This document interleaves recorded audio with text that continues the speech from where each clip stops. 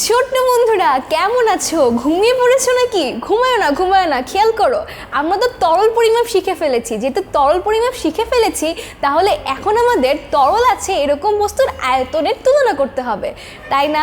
খেয়াল করো এখানে কি দেখা যাচ্ছে। আমরা যে বাসায় ফিল্টার ব্যবহার করি না, সেই ফিল্টারে যে বোতল ব্যবহার করি সেই বোতলগুলো। আবার খেয়াল করো এখানে বিভিন্ন শেপের বোতল আছে, একটা গ্লাসও আছে, আবার কি তেলের বোতল আছে না? খেয়াল করো এরকম বোতল থেকে আমরা কিন্তু ভাবতে পারি যে এটা কত লিটার হতে পারে। দেখো তো ছোট্ট বন্ধুরা, এই কোনায় সবচেয়ে বড় তেলের বোতলটা, তোমার কি মনে হয় এটা কত লিটার হতে পারে? 5 লিটার হতে পারে, তাই না? আবার খেয়াল করো এটার থেকে ছোট আরেকটা, এটা 2 লিটার হতে পারে। তার থেকে ছোট যেটা সেটা কি হতে পারে? 1 লিটার হতে পারে। আবার তার চেয়ে ছোটো একটা সেটা 1/2 লিটার হতে পারে, তাই না? ঠিক তাই।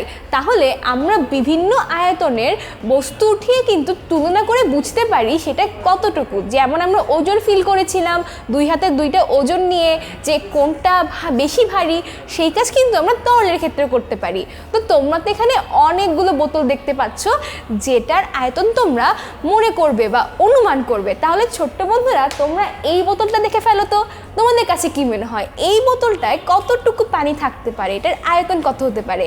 এবং অবশ্যই আমাদের কমেন্টে জানাতে ভুলো না। দেখো তো ছোট্ট বন্ধুরা, এরপর আমাদের জন্য কি আছে? এরপর আমাদের জন্য একটা মজার খেলা আছে। আমাদেরকে বলছে ডাক টেনে মিল করতে। এখানে 2টা বোতল দেখা যাচ্ছে, একটা বড় আর একটা ছোট্ট বোতল। তাহলে যেটি বড় বোতল আমরা বুঝতেই পারি এটা বেশি আয়তনের পানি ধরে, আর যেটা ছোট সেটা তুলনামূলক কম পানি ধরে। তাহলে বড়টা অবশ্যই 1 লিটার হবে। সঠিক হয়েছে। তাহলে ছোটটা কি হবে? 1/2 লিটার। তাহলে ছোট্ট বন্ধুরা, তোমরা তরলের আয়তন বুঝেও গেলে, আবার সেটা বাস্তব অভিজ্ঞতা নিয়ে জেনেও ফেললে। তাহলে আশা করছি এরপর থেকে তরলের আয়তন বুঝতে তোমাদের কোনো সমস্যা হবে না। এবং সেটা যদি না হয়, আমাদের ভিডিওটিতে লাইক এবং শেয়ার করতে ভুলো না। ধন্যবাদ ছোট্ট বন্ধুরা।